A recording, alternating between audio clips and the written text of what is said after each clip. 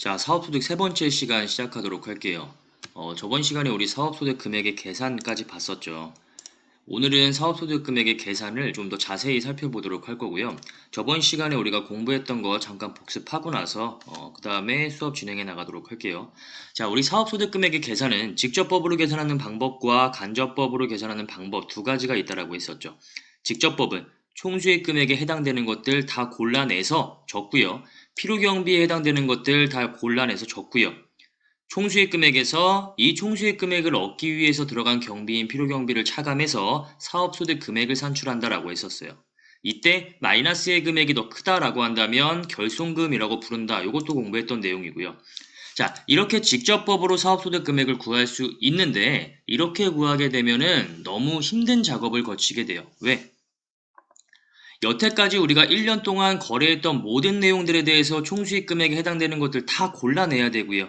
필요경비에 해당되는 것들 다 골라내서 소득금액을 산출해야 돼요. 근데 우리 장부를 기장하는 사업자라고 한다면 이미 손익계산서라는 게 작성이 되어 있을 거예요.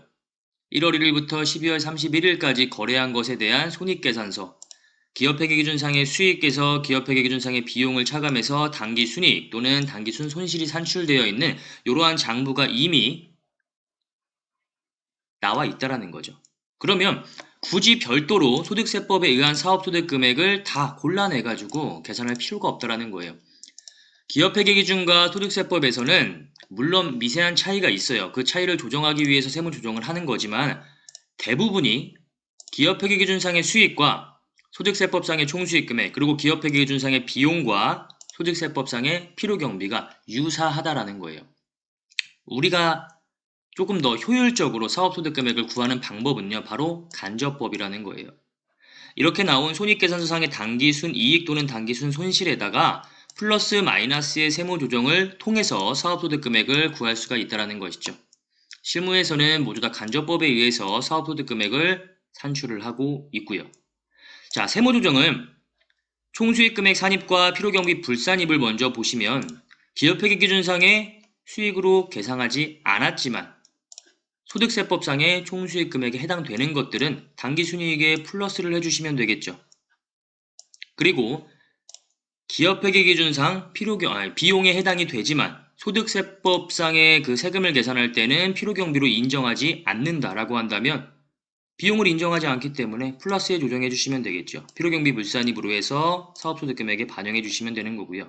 반대로 기업회계기준상의 비용으로는 인정하지 않지만 소득세법상의 필요경비로는 인정한다. 이게 필요경비 산입이었죠. 여기서 인정하지 않는 비용을 여기선 인정하기 때문에 마이너스 해주시면 되겠죠. 당기순이익에서 마이너스에 조정을 해주시면 될 거예요. 그리고 기업회계기준상의 수익에 해당이 되지만 소득세법상의 총수익 금액에는 해당하지 않는다. 그러면 플러스를 마이너스 시켜주셔야 되기 때문에 마이너스에 세무조정을 해주시면 되겠죠. 자, 이렇게 당기순 이익 또는 당기순 손실에다가 플러스 마이너스의 조정을 통해서 사업소득 금액 또는 결손금을 구할 수가 있다. 이게 간접법이고 실무에서는 간접법에 의한 사업소득 금액의 산출을 하고 있다라는 거. 물론 이론상에서는 이제 직접법으로 사업소득 금액을 계산하시오라는 경우도 출제가 될 거예요. 총수익 금액에 해당되는 것들 쭉 열거되고요. 필요경비에 해당되는 것들 쭉 열거해 놓은 다음에 그 중에서 총수익 금액과 필요경비에 산입되는 것들을 골라내서 사업소득 금액을 계산하는 이러한 문제들도 물론 출제가 될 거예요. 그래서 우리는 직접법과 간접법에 의한 내용을 통해서 두 개 다 사업소득 금액을 산출하실 수 있어야겠죠. 자, 제가 저번 시간에 말씀드린 거 있었죠. 제가 예습은 따로 별로 이렇게 권해드리지는 않는데, 총수익 금액에 해당하는 것, 그렇지 않은 것, 그리고 필요경비에 해당하는 것과 그렇지 않은 것, 요거 한 번씩 읽어보고 오시라고 했었죠. 안 읽어봤죠, 근데. 그러면 지금이라도 한 번씩 쭉 한 번 훑고 나서, 그 다음에, 여러분들 수업에 임하시는 게, 조금 더 수업을 효율적으로 듣는 방법이라고 생각을 해요. 오늘 우리가 공부할 거는, 총수익 금액에 해당되는 것들 중에 주요 항목들 볼 거고요. 그 다음에 필요경비에 해당되는 것들 중에 주요 항목에 대해서 공부를 해보도록 할게요. 자, 총수익 금액에 해당하는 것 중에 가장 첫 번째, 이제 판매장려금에 대한 내용을 공부를 하게 돼요. 판매장려금은요, 요 밑에 그림을 통해서 설명을 드리도록 할게요. 자, 판매자가 있고 구매자가 있어요. 판매자가 구매자한테 물건을 팔아요. 그러면 구매자는 이 물건에 대한 대가를 금전 등으로 지급을 하게 되겠죠. 이게 일반적인 거래의 형태예요. 근데 판매자가 구매자한테 돈을 주는 경우가 있어요. 이때 우리는 이 돈을 판매 장려금이라고 해요. 아니, 물건은 구매자가 구매를 하는데 왜 판매자가 구매자한테 돈을 줍니까? 그 이유는 한번 읽어볼게요. 다량 구매자나 고정거래처의 매출에 따른 반대 급부로 거래 수량이나 거래 금액에 따라 장려의 뜻으로 지급하는 금액 등을 처리하는 계정을 판매 장려금이라고 해요. 이런 거예요. 판매자가 구매자한테 우리 물건 그동안 써주셔서 너무 고맙고 앞으로도 많이 이용해 주세요 라는 취지에서 페이백 등으로 판매 장려금을 지급을 하게 되는 것이죠. 자, 판매자가 제약회사라고 해볼게요. 구매자가 약국이라고 해볼게요. 약국은요, 제약회사한테 약을 구매를 해요. 그리고 그 약에 대한 대가를 지급을 하겠죠. 이때 제약회사가 약국에게 장려금을 지급을 할 수가 있어요. 구매자가 약국이 소비자들한테 감기약을 팔 때요, A 업체, B 업체, 그리고 C 업체에 대한 약을 현재 가지고 있어요. 근데 B와 C는 약국에게 판매 장려금을 지급하지 않았고요. A는 약국에게 판매 장려금을 지급을 했어요. 그러면 소비자가 약국에 와서 저 머리가 너무 아픈데 감기약 좀 주세요 라고 했을 때 약국, 약을 구입한 이 약사는요, 어떤 걸 더 권할까요? 당연히 A 회사의 제품을 더 권하게 되겠죠. 우리 회사한테 조금이라도 더 판매 장려금 챙겨준 이 회사의 물건을 소비자들한테 권하게 될 거예요. 그렇죠? 그러면 판매자는 구매자한테 이 판매 장려금을 지급할 실익이 생기는 거죠. 우리 회사의 제품이 더 많이 소비자들한테 판매가 될 것이기 때문에 판매자는 이 약국에게 판매 장려금을 지급할 실익이 있는 거예요. 이러한 취지에서 생겨난 게 판매 장려금이다 라고 생각을 하시면 되고요. 자, 기업회계기준상의 입장 한번 볼게요. 판매 장려금을 매출 애누리와 동일하게 취급을 해서 매출액의 차감 항목으로 규정을 하고 있어요. 판매자가 물건을 팔아가지고 그에 대한 대가를 100만 원만큼 받았어요. 그리고 10만 원만큼을 판매 장려금으로 지급을 했어. 그럼 이 판매자의 매출은 얼마? 90만 원이다. 이렇게 판단한다라는 거죠. 기업회계 기준에서는. 자, 그러면 소득세법상의 입장 한번 볼게요. 소득세법에서는 이 판매 장려금을 지급했을 때에는 필요경비로 인정을 하고요. 판매 장려금을 수령했을 때에는 총수익 금액으로 반영을 해요. 기업회계 기준에서는 100만 원만큼 받아서 10만 원만큼 주었으면 얘는 매출액이 90만 원이다. 이렇게 기록한다라고 했었는데 소득세법에서는요. 지급하는 경비에 대해서 별도의 필요경비로 잡고 있다라는 것이죠. 뭐 어쨌든 또이또이예요. 수익에서 차감을 하나 아니면은 별도의 비용으로 계상을 하나 뭐 같은 입장이다라고 생각하셔도 되고요. 어쨌든 판매 장려금을 지급하는 판매자 입장에서는 지급하는 판매 장려금을 필요경비 그리고 이 판매 장려금을 수령하는 구매자 입장에서는 수령하는 판매 장려금을 총수익 금액에 넣는다. 이렇게 기억하시면 되겠죠. 왜냐하면 판매 장려금은 사업과 관련해서 발생된 비용이잖아요. 그렇죠? 판매 장려금은 사업과 관련하여 발생된 이익이기도 하고요. 그렇기 때문에 수령했을 땐 총수익 금액, 지급했을 땐 필요경비 이렇게 소득세법에서는 처리하고 있다. 이렇게 기억하시면 되고요. 자, 그 다음에 만약에 이렇게 지급하는 판매 장려금이 아니라 판매 장려 물품이다. 즉 돈이 아니라 물건으로 지급을 한다. 제약회사가 약국한테 물건을 보낼 때요. 뭐 100박스를 이렇게 공급을 했는데 10박스를 더 보냈어요. 그럼 이건 뭐예요? 판매 장려 물품이잖아요. 그렇죠? 이때는 어떻게 처리할 것이냐? 금전 외에 수령하는 총수익 금액은 원가가 아니라 시가로 보고 총수익 금액으로 계상한다. 구매자가 10박스 더 받은 금액은 이 약에 대한 시가대로 총수익 금액에 반영을 해줘야 된다. 이런 의미죠. 자, 이렇게 정리하고 판매 장려금은 넘어가도록 할게요. 자, 그리고 두 번째, 자산수증이익과 채무면제이익에 대한 내용 살펴보도록 할 건데 일단 요거는 여러분들 회계학을 공부하고 오신 분들은요. 이 회계 처리도 같이 공부하시면 되고요. 회계학을 공부하지 않고 소득세를 지금 바로 듣고 있다라고 하시는 분들은 그냥 요 내용만 기억하시도록 할게요. 자, 일단 자산수증이익과 채무면제이익에 대한 용어 정리 먼저 하도록 할게요. 자산 수중이익은요, 내가 지금 개인 사업을 하고 있는데 누가 나한테 자산을 공짜로 준 경우를 말해요. 이렇게 누가 나한테 건물을 공짜로 줬어요. 그러면 건물의 증가로 차변의 자산, 건물을 계상하시겠죠. 이에 대한 계정 과목으로 대변에 이익을 잡아요. 수익을 잡는다라는 거죠. 자산, 수중, 이익. 이건 뭐라면 공짜로 받은 자산가액이다. 이렇게 생각하시면 되는 거예요. 이렇게 공짜로 받았을 때 수익을 인식한다라는 거죠. 왜? 건물 원래 내가 돈 주고 사야 되는 건데 누가 나한테 그냥 건물을 줬잖아요. 그러면 나는 그에 대해서 사업상 이익을 얻은 거죠. 그래서 자산 수중 이익으로 회계 처리를 한다라는 거. 채무면제 이익이라는 건 내가 A한테 갚을 돈이 있었어요. 근데 A가 나한테 와서 이렇게 이야기해요. 지금 너 사업도 많이 어렵고 하니까 그냥 너 나한테 갚을 돈 내가 면제시켜 줄게. 이게 채무면제 이익이에요. 뭐예요? 내가 갚아야 되는 돈이 없어진 거잖아요. 그만큼 나는 이익이 생긴 거잖아요. 그쵸? 이걸 채무면제 이익이라고 해요. 자산수중이익과 채무면제 이익은 그 형태에 따라서 용어만 다를 뿐이지 성격은 같은 거예요. 뭐 공짜로 얻은 이익이다라고 정리를 할 수 있겠죠.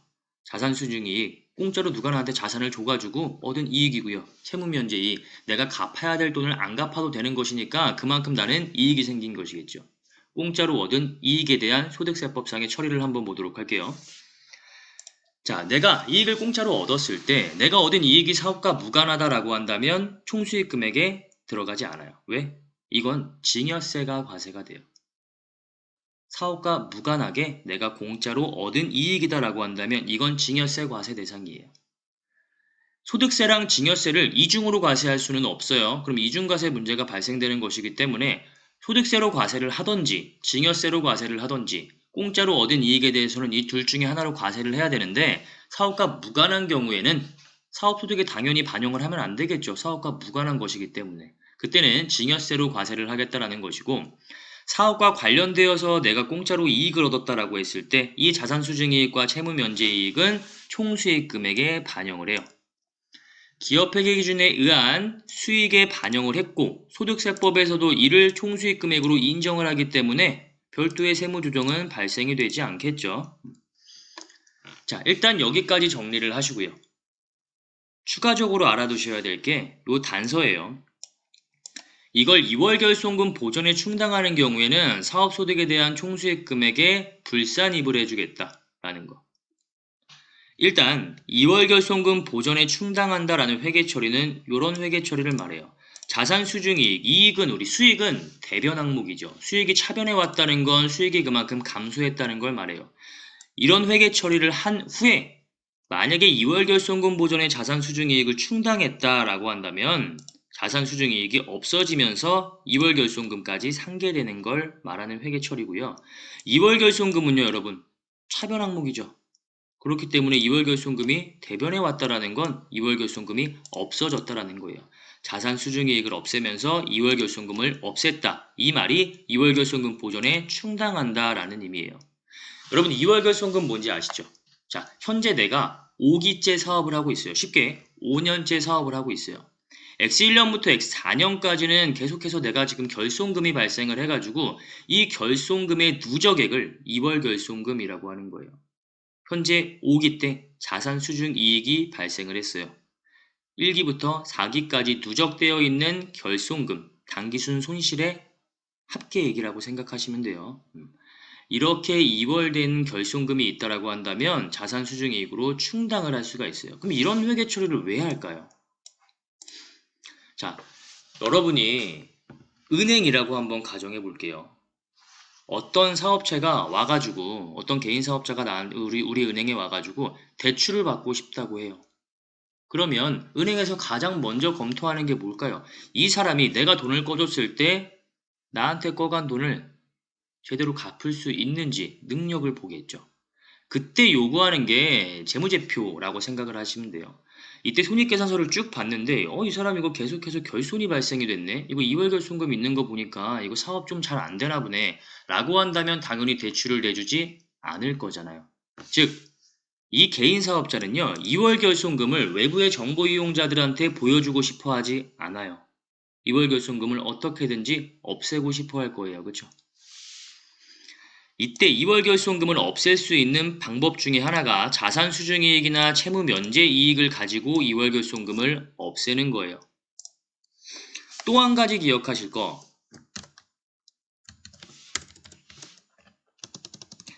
여기서 이 2월 결손금은요. 발생연도와 무관한 2월 결손금이라는 거 하나 기억해 두시면 돼요. 원래 2월 결손금이 넘어오면 만약에 1기부터 4기까지 발생된 결손금이 100만 원이다. 5기 때 200만 원의 이득이 생겼다 라고 한다면 200만 원에서 결손금 넘어온 거 100만 원 차감해서 100만 원 가지고 세액 계산을 하시는 거예요. 근데 이렇게 넘어온 2월 결손금은요. 10년 이내에 발생된 2월 결손금만 현재 단기의 이익에서 차감을 할 수가 있어요. 하지만 이 2월 결손금, 지금 자산수중이익에서 지금 상계 처리하는 이 2월 결손금은요. 발생연도에 제한이 없어요. 100년 전에 발생한 2월 결손금도 자산수중이익으로 이렇게 충당을 할 수가 있다라는 내용이에요. 요거 한 가지 또 기억해 두시면 좋을 것 같아요. 자, 자산수중이익과 채무면제이익 공부하고 있고요. 우리가 기억하실 거, 사업과 관련된 자산수중이익과 채무면제이익만 총수익 금액에 넣는다. 근데 2월 결손금을 없애는 데에 이러한 것들을 사용한다라고 한다면 이때는 총수익 금액에 불산입 시켜주겠다라는 내용. 요거까지 정리를 해두시면 좋을 것 같고요. 요거는 여러분들 실무 나가셔도 이 단서는 적극적으로 활용하시면 좋을 것 같아요. 10년 전의 2월 결손금이 아니라도 발생연도와 상관이 없는 2월 결손금이기 때문에 내가 이번 연도에 자산 수중이익이나 채무면제이익이 발생을 했다라고 한다면 2월 결손금 다 뒤져보세요. 그래서 2월 결손금이 현재 존재하고 있다라고 한다면 이 자산 수중이익이나 채무면제이익에 대해서는 총수익 금액에 산입하지 않겠다. 이 말은 뭐예요? 결국 과세하지 않겠다라는 말이잖아요. 그렇죠?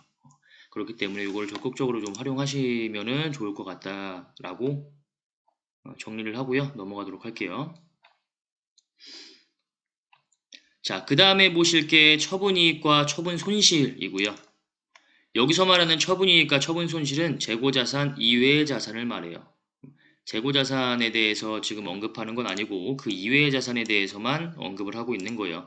자, 원칙은요. 우리 이거 소득세 총설에서 공부를 했어요. 소득세는 소득 원천설을 원칙으로 순자산 증가설을 일부 가미하고 있다라고 했었죠. 그리고 소득세법은 열거주의가 기본 바탕이 되는 거예요. 자산의 처분이익과 자산의 처분손실은 열거되어 있지 않아요. 그렇기 때문에 소득세법상의 총수익 금액과 필요경비로 인정을 하지 않는다라는 거죠. 기업회계 기준에 의해서 유형자산 처분 손실 또는 유형자산 처분 이익을 계상을 하게 될 거 아니에요. 이런 항목이 손익계산서에 계상이 되어 있다라고 한다면 처분 이익은 총수익 금액 불산입으로 플러스 세무조정을 해주셔야 되고요. 처분 손실은 필요경비 불산입, 즉 플러스의 세무조정으로 필요경비 불산입을 해주셔야 돼요. 총수익금액 불산입은 마이너스의 세무조정을 해주시는 거고 필요경비 불산입은 플러스의 세무조정을 해주시는 거겠죠. 이렇게 소득세법에서는 처분이익과 처분손실을 인정하지 않는다 라고 생각하시면 되고요. 하지만 예외적인 케이스들이 있어요. 다음의 처분손익은 총수익금액과 필요경비로 인정을 하겠다. 기업회계 기준에 의해서 이러한 처분 손실이나 처분 이익을 계상을 했다라고 한다면 소득세법도 그대로 인정할 것이기 때문에 별도의 세무조정은 나오지 않을 것이다 라는 거죠. 첫 번째, 시설 개체나 기술 낙후로 생산 설비 등의 처분 손실이 발생을 했을 때 이 처분 손실에 대해서는 소득세법도 필요경비로서 인정을 해주겠다라는 거고요. 여기서 처분 손실만 인정되는 거고요. 폐기 손실은 필요경비로 인정되지 않아요. 처분과 폐기의 차이는 아시죠? 처분은 파는 거고요. 폐기는 없애는 거 말하는 거잖아요. 처분 손실은 필요경비로 인정을 하지만 폐기 손실은 필요경비로 인정을 하지 않고 있어요. 그리고 여기서 말하는 건 생산 설비 이야기하는 거예요. 생산에 사용하는 설비를 말하기 때문에 기계장치 등만 해당이 되는 거고요. 차량, 건물, 비품 이런 것들에 대한 처분 손실은 인정하지 않는다. 기억하셔야 돼요. 시설 개체나 기술 낙후라는 건 내가 가지고 있는 이 기계장치들이 너무 오래됐어요. 그리고 지금 현재 이 기계장치로는 새로운 그런 제품들을 만들어낼 수가 없어요. 그때 이제 새로운 장비로 교체를 해야겠죠. 이런 이유로 인해서 처분되는 기계장치에 대한 처분 손실은 필요경비로서 인정을 하겠다라는 내용이고요. 두 번째, 복식부기 의무자의 사업용 유형 고정자산에 대한 처분 손익.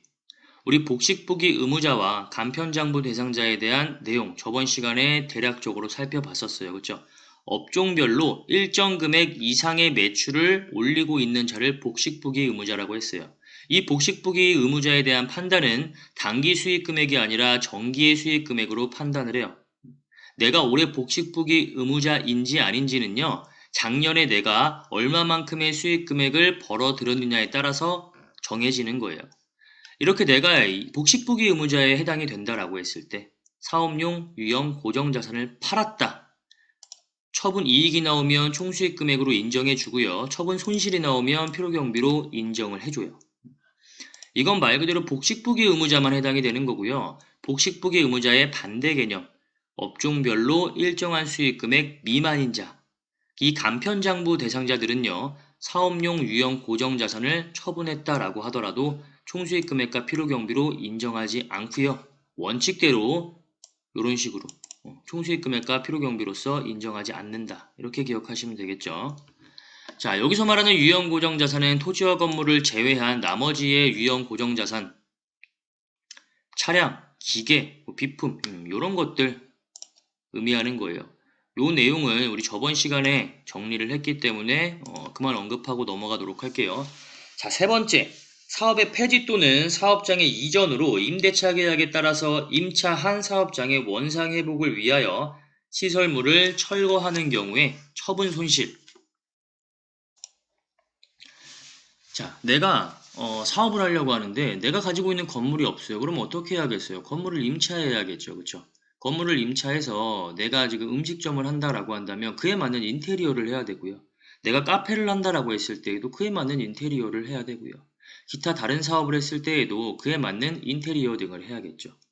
이렇게 인테리어를 다 해놨는데 내가 만약에 이 사업을 폐지하거나 사업장을 이전하게 되었을 때는요, 이 인테리어를요, 원상 회복시켜놔야 돼요. 원래 기존에 있던 그대로 다시 만들어놔야 된다라는 거죠. 이때 이렇게 원상 회복을 위하여 시설물을 철거를 한다라고 했을 때 그때 처분 손실이 발생이 되면 이거 필요경비로서 인정해 주겠다라는 거예요. 자, 사업을 폐지해가지고 지금 너무 마음도 아프고요. 돈도 없고요. 막 미치겠어요. 근데 이거 내가 인테리어까지 해놔가지고 그 전에 있던 그 원래의 형태대로 다시 원상 회복을 해놔야 돼요. 철거해놔야 돼요. 아니 그래야 이렇게 철거를 해놔야 다음 임차인도 여기 와가지고 자기한테 맞는 인테리어를 할 거 아니에요. 그렇죠? 이렇게 철거를 해야 되는데 그거에 대한 처분 손실도 필요경비로 인정해주지 않겠다라고 한다면 사업자는 너무나 억울하겠죠. 가뜩이나 돈도 없는데 이거 철거하는 것도 인테리어 정말 많은 돈 들여가지고 야심차게 시작한 건데 이거 사업 폐지하면서 이거 다 철거해야 돼서 들어간 돈도 엄청 많을 거고요. 네. 근데 이것까지도 필요경비로서 인정해주지 않겠다라고 한다면 사업자 너무 힘들 거예요. 그런 사업자들을 위해서 생긴 규정이다. 이렇게 이해하시면 될 것 같아요. 그 다음에 네 번째로 사업용 자산의 손실로 인한 보장성 보험의 보험 차익. 자, 이건 뭐냐면 예를 들어서 내가 제조업을 영위하고 있어요. 그럼 뭐 공장이 필요하겠죠. 물건을 만들 공장이 필요할 거예요. 보통 이렇게 공장을 가지고 있는 그 제조업체의 사장님들은요. 화재보험에 가입을 해요. 이 공장에 혹시나 불이 나가지고 이 공장이 다 불타면 그러면 사업이 망할 수가 있잖아요. 그렇죠? 그런 걸 대비해서 보험을 들어요. 이때 화재보험을 들어놨을 때 이 보험회사의 월별로 얼마만큼의 보험료를 계속 지급을 하겠죠. 이때 보험회사에 납부하는 이 보험료는요. 필요경비에 해당이 돼요. 그렇기 때문에 실제로 불이 났을 때 보험회사로부터 받는 금액 이건 당연히 총수익 금액에 산입을 시키셔야 되는 거겠죠. 이렇게 반대의 경우에서 이렇게 생각을 해보시면 될 것 같아요. 자, 이렇게 해서 처분이익과 처분 손실에 대한 내용 설명드렸고요. 원칙은 총수익 금액 필요경비로 인정하지 않지만 다음에 네 가지의 경우에는 총수익 금액과 필요경비로 인정을 해주고 있다. 라고 정리하고 넘어가도록 할게요. 자, 네 번째, 우리 지금 총수익 금액 공부하고 있고요. 부동산 임대업자의 총수익 금액 계산하기 한번 살펴보도록 할게요. 자, 부동산 임대업의 경우에는 총수익 금액을 어떻게 계산하냐 하면 다음에 네 가지의 합으로 계산하고 있어요. 첫 번째 임대료, 쉽게 월세, 간주 임대료, 보증금에 대한 이자, 관리비 수입, 관리비는 뭐 당연히 아시겠죠. 그리고 그 이외에 보험 차익. 자, 1번부터 살펴보도록 할게요. 1번에 우리 이제 임대료, 월세라고 나오죠.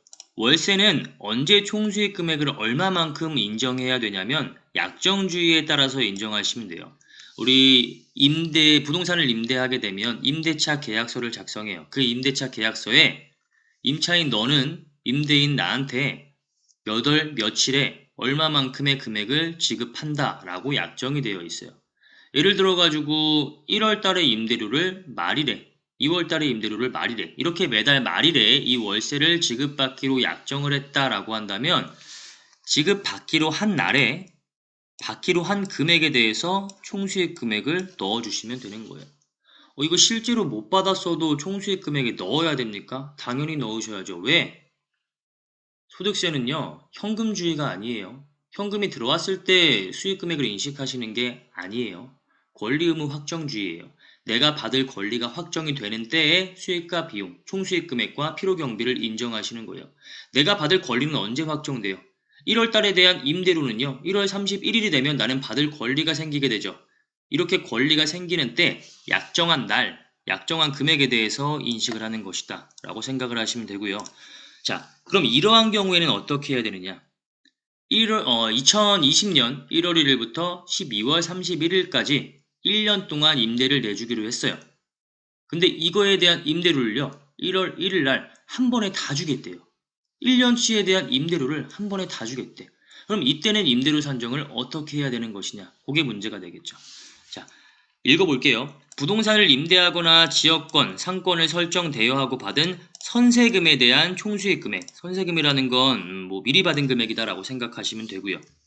이때는 어떻게 총수익 금액을 계산하느냐 하면 계약 기간의 월수로 나눈 금액의 각 과세기간 합계액으로 총수익 금액을 산정해요. 월별로 안분한다 이렇게 생각하시면 되겠죠. 이때 계산은 초월 산입, 말월 불산입으로 계산하는 거고요. 이거 저번 시간에도 한번 봤었죠, 우리. 초월 산입이라는 건 뭐예요? 시작하는 달에 한 달이 안 되면 그냥 다 한 달로 보는 거고요. 말월 불산입은 뭐예요? 끝나는 달에 한 달이 안 되면 아예 없는 달로 본다라는 거였죠. 밑에 예제를 통해서 살펴보도록 할게요. 자, 임대기간 2020년 9월 25일부터 2022년 9월 24일까지예요. 2년 동안 임대를 해주기로 계약을 한 거죠. 총 임대료 240을 2020년 9월 25일 날, 이거 9월이에요. 9월 25일 날 일시에 수령을 하기로 약정을 했다라고 했을 때. 원래 일반적인 월세는요, 월별로 주지만 지금 이 경우는 뭐예요? 1년치의 임대료를 미리 받은 걸 말하는 거죠. 이때 이거 그럼 뭐 받았을 때 인식할 것이냐? 아니면 뭐 안분해서 나눠서 인식할 것이냐? 나눠서 인식한다는 거예요. 자, 2020년의 총수익 금액 한번 보도록 할게요. 1년치에 대한 임대료 240만큼 받았어요. 이거는 24개월, 1년치가 아니라 2년치죠. 2년치에 대한 임대료 240을 한 번에 받았어요. 이거 뭐예요? 2년, 24개월에 대한 임대료잖아요. 이 24개월 중에서 2020년에 해당하는 달은 4달이죠. 9월, 10월, 11월, 12월. 9월은 25, 26, 27, 28, 29, 30, 6일밖에 해당이 안 되지만 시작하는 달에는 한 달이 안 됐을 때에 한 달로 본다. 초월 산입 기억하시죠? 그래서 9월부터 계산하시는 거예요. 9, 10, 11, 12. 2020년에는 4달이 들어가게 돼요. 그 다음에 2021년도에는 1월 1일부터 12월 31일까지 모두 다 해당이 되기 때문에 당연히 12만큼 반영해 주시면 되는 거고요. 마지막에 2022년에 총수익 금액 240, 요거 2년치 24개월에 대한 임대료고요. 그 중에서 2022년에 되는 날은 1월부터 8월까지만 들어가셔야겠죠. 9월 24일, 9월에도 24일이라는 기간 동안 임대가 되었지만 우리 아까 가정했었죠. 말월은 한 달이 안 되면 불산입한다라고 했어요. 그래서 9월은 없는 달로 보시는 거예요. 1월부터 8월까지만 계산을 해주셔서 그에 대한 총수익 금액 산정하시면 되고요. 자, 월세는 이렇게 하시면 정리가 되겠죠. 매달 월별로 받는다라고 한다면 받기로 한 날에 받기로 한 금액, 즉 약정주의에 따라서 인식을 하시면 되고 미리 받는다라고 한다면 해당 과세기간에 해당되는 달만큼을 넣어서 안분해서 이렇게 계산을 해주시면 되겠죠. 자, 두 번째로 간주임대로 보도록 할게요. 간주임대로란 보증금에 대한 이자라고 했어요. 부동산을 임대하고 월세가 아니라 보증금이나 전세금을 받은 경우에는 간주임대료를 어떻게 계산할 것이냐? 계산 방법은 두 가지로 나누어져요. 주택 외의 부동산과 주택 임대. 주택의 부동산은 우리 일반적인 상가 임대업 생각하시면 되고요. 주택 임대는 뭐 말 그대로 그냥 주택 임대 생각하시면 되고요. 이 두 가지를 나누어서 계산을 해요. 우리 여기서 한 가지 보고 가실 거. 사업소득금액 우리 지금 공부하고 있는데 우리 이거 부동산 임대업에 대한 사업소득과 부동산 임대업 외에 대한 사업소득, 일반 사업소득으로 나눠서 나중에 정리해 놓으시면 좋다라고 했었죠. 첫 번째가 요거예요. 일반적인 상가 임대업은요. 이 부동산 임대업에 대한 사업소득에 들어가는 거고요. 주택 임대업은요. 부동산 임대업 외에 사업소득에 들어가게 돼요. 그래서 각각 계산 구조가 조금 다르다라고 이해를 하시면 될 것 같고요.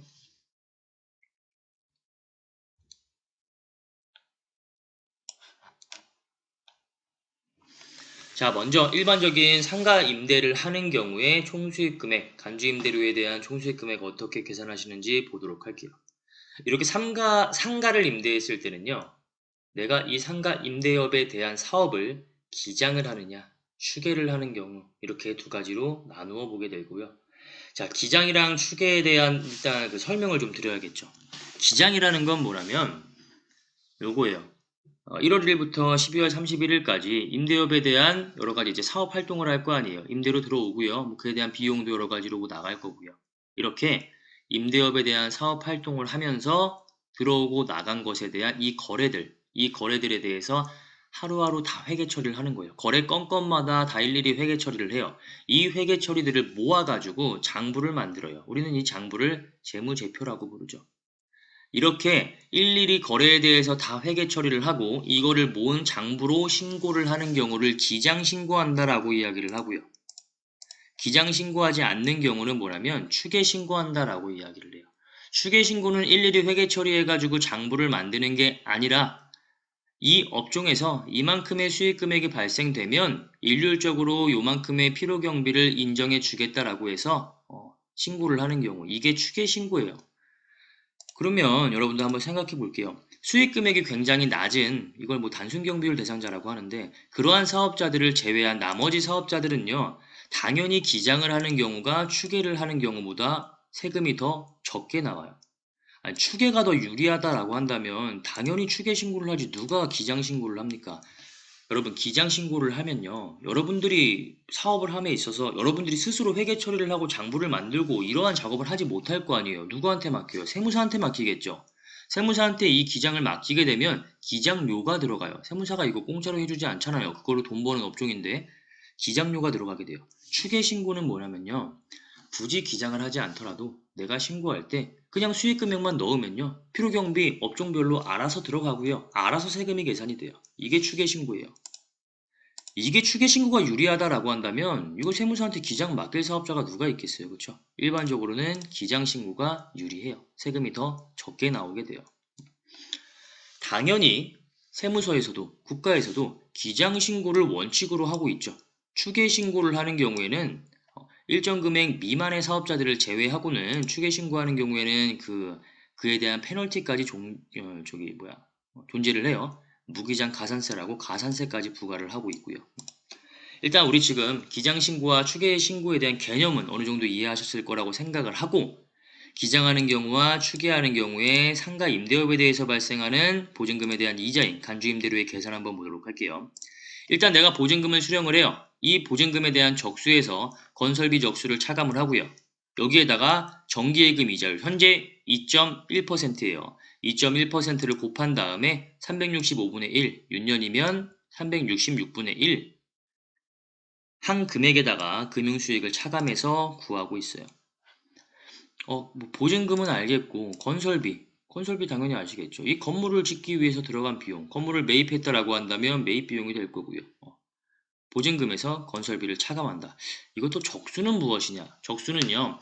보증금에 대한 하루하루의 합계액이라고 생각하시면 돼요. 건설비 적수는 건설비에 대한 하루하루의 합계다라고 생각하시면 되고요. 자, 보증금을 내가 1월 1일부터 6월 30일까지 1,000만 원 받았고요. 7월 1일부터 12월 31일까지 보증금은 2천만 원이었어요. 그럼 보증금 적수 어떻게 계산하냐 하면은 1,000만 원 곱하기 181일 플러스 2천만 원 곱하기 184일 이렇게 계산하시면 보증금에 대한 적수가 나오는 거예요. 보증금에 대한 적수라는 건 하루하루 보증금에 대한 합계액이라고 생각하시면 돼요. 1월 1일부터 6월 31일까지 181일 동안은 1,000만 원이 존재를 했고요. 7월 1일부터 12월 31일까지 184일 동안에는 2천만 원이 존재를 했어요. 그렇죠? 이렇게 1월 1일부터 12월 31일까지 있던 보증금의 하루하루의 합계액이 보증금의 적수예요. 건설비 적수 따로 설명 안 해도 되겠죠. 적수라는 개념은 하루하루의 합계액이다라고 생각하시면 되고요.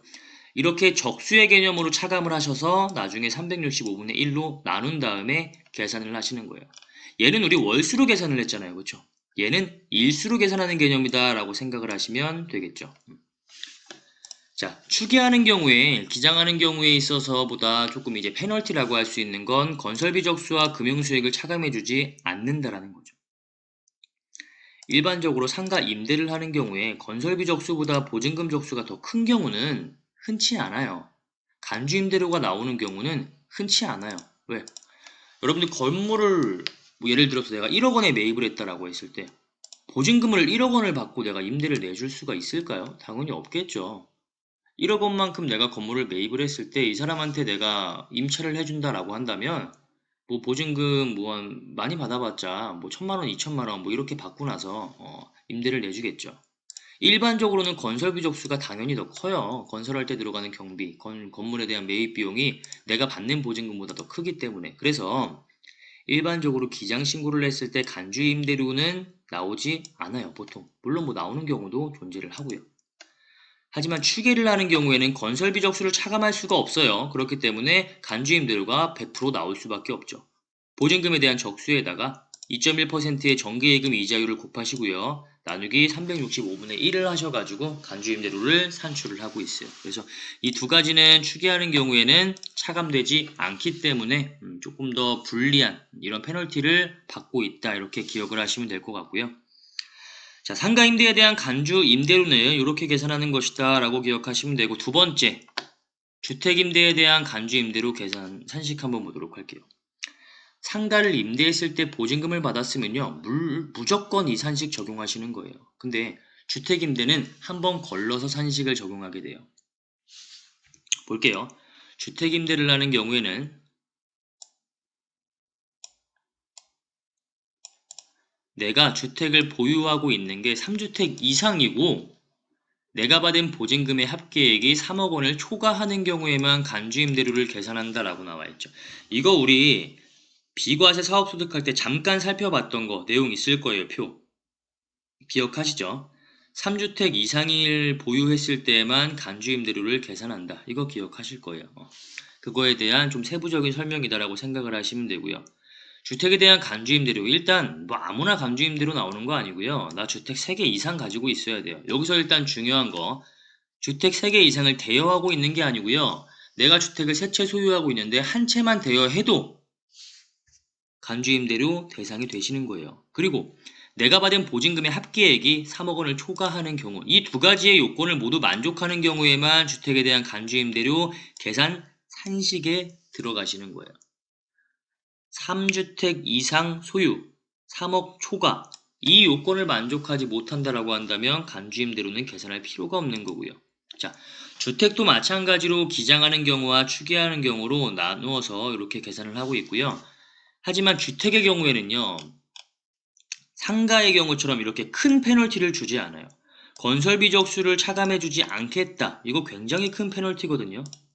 주택임대에 대해서는 사실 뭐 지금은 이제 뭐 주택임대에 대해서도 과세를 하는 이제 좀 이제 정책이 많이 개정이 되어 가지고 기장으로 많이 이제 전환이 되고 있는 이제 뭐 현실이지만 예전 같았을 경우에는 주택임대에 대해서 기장하는 경우는 진짜 흔치가 않았어요. 주택은 그냥 거의 다 추계 신고를 했었거든요.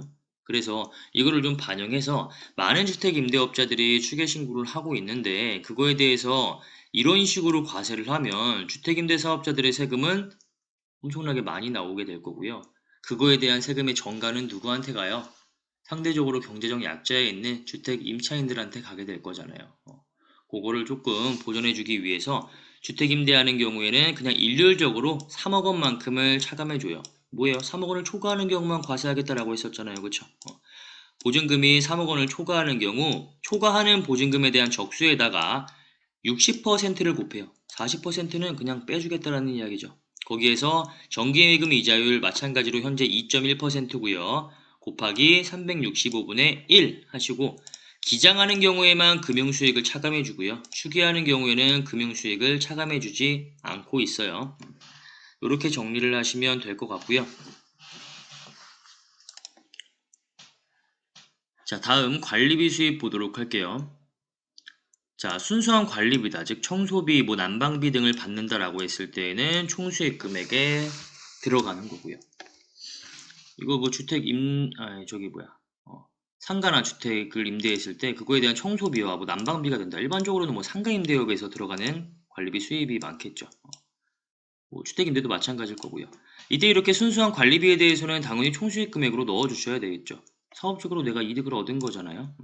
청소비 난방비에 대해서 나 이거 청소해 준 사람한테 돈을 지급해야 되잖아요. 그렇죠? 그때 지급하는 금액은 필요경비로 당연히 인정이 될 거고요.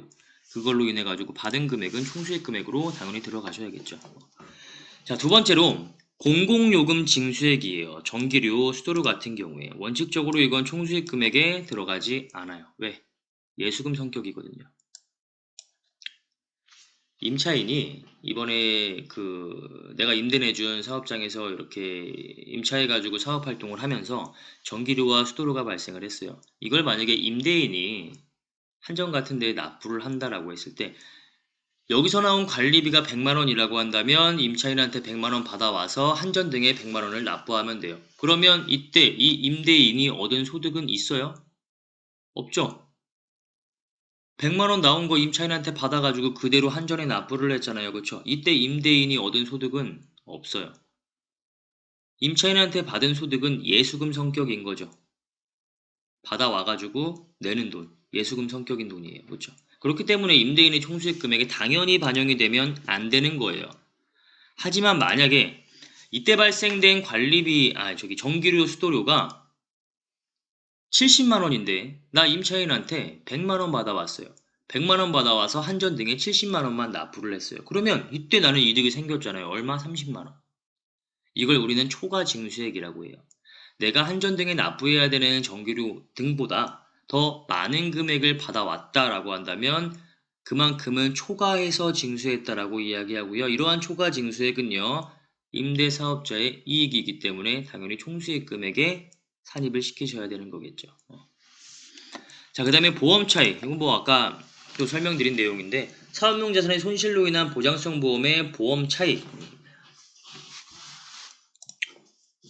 화재보험 같은데 가입했을 경우에 화재가 발생하면 그로 인해 가지고 보험금 받게 되는 거잖아요.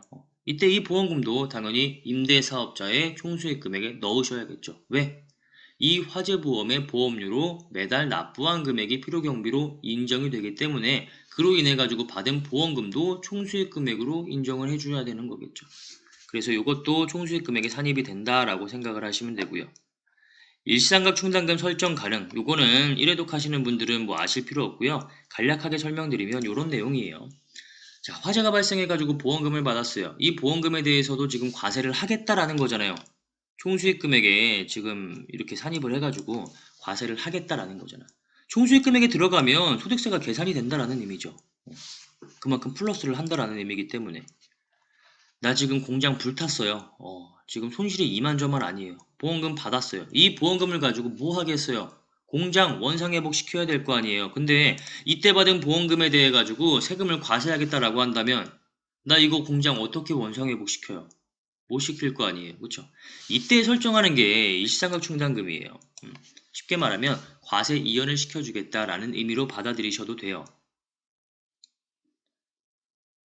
지금 당장 과세하지 않고 나중에 너 사업 좀 회복하면 그때 과세를 하겠다. 과세 이연을 시켜주겠다. 지금 당장 과세하는 게 아니라 내년, 내후년 이렇게 차근차근 과세를 하겠다. 이게 일시상각 충당금의 설정이다. 이런 식으로만 이해하시고 요거는 넘어가도록 할게요.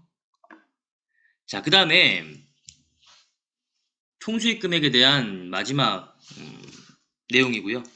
수입이자와 수입배당금은 총수익 금액에 들어가지 않는다라는 거.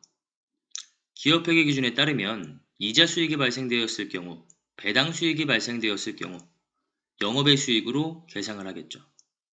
이렇게 손익계산서에 반영되어 있는 이자 수익과 배당금 수익은요, 소득세법상의 사업소득을 계산할 때에는 마이너스를 해주셔야 돼요. 왜?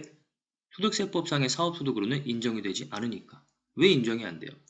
지금 우리 이자, 배당, 사업근로, 연금, 기타, 퇴직, 연금,